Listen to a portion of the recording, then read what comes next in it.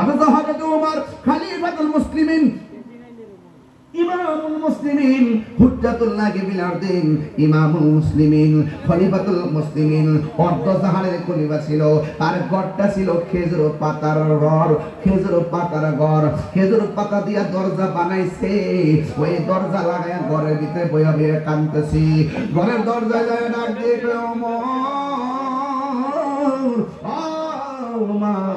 আপনি মসজিদ এনে ঈদগার জন্য ঘোষণা করলেন, সব মানুষ কোনো অভাব নাই, আপনার কোনো খবর নাই, ঘরে কেন বসে বসে চোখের পানি ফেলায় কাঁদতেছেন?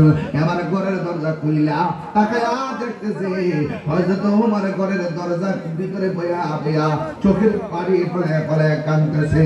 ডাক দিয়া বলে, ওমর, আজকে না ঈদের দিন, আপনি ঈদগার ময়দানে না যাইয়া আপনি ঘরের মধ্যে বসে বসে কেন চোখের পানি ফেলায় ফেলায় কাঁদতেছেন? বন্ধুরা রে,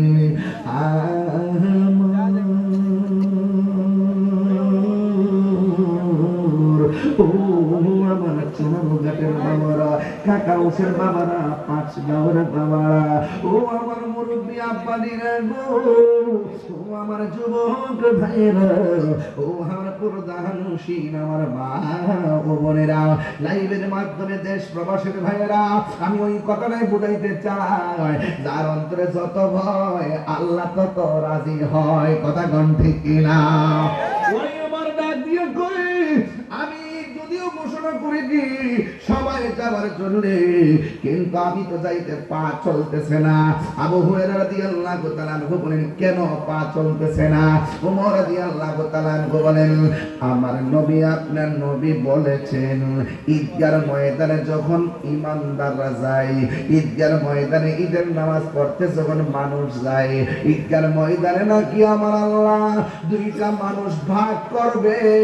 এক ভাগের মানুষের রোজা কবুল হয়েছে, আরেক ভাগের মানুষের রোজা কবুল হয় নাই।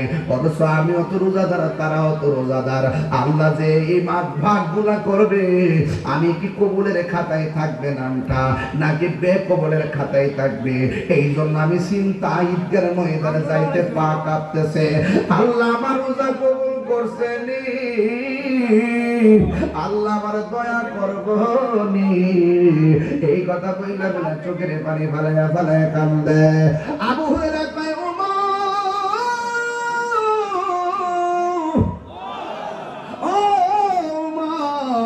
আপনি না নবীর সাহাবী, নবী না আপনার জান্নাতের টিকিট দিয়েছেন। এবার ওমর বলেন, যিনি টিকিট দিয়েছেন তিনি ইচ্ছা করলে টিকিট আবার কায়রাও নিতে পারে, এই জন্যই আমার যাইতে পা কাঁপতেছে। এ বন্ধুরে, বন্ধুরে, বাবা, নবীজির সাহাবী ওমর যদি রোজা রাখা ঈদগার ময়দানে যাওয়ার সময় এমন কান্না করতে পারে, আর আপনি ডেস্ক লাগায় রাতের বেলা নাচলেন, মনে করছেন উপাস থেকে রোজা রাখছি, সব বুঝি হয়ে গেছে। না না না, রোজা অত সস্তা না।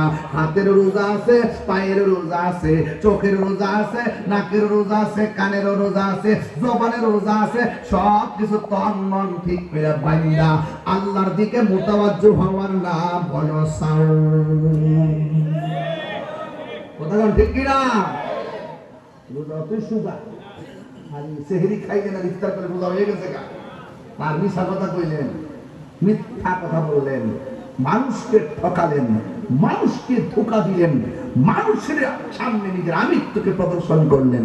কিসের আপনার রোজা? রোজা রাখেন কিনা এটাই তো সন্দেহ।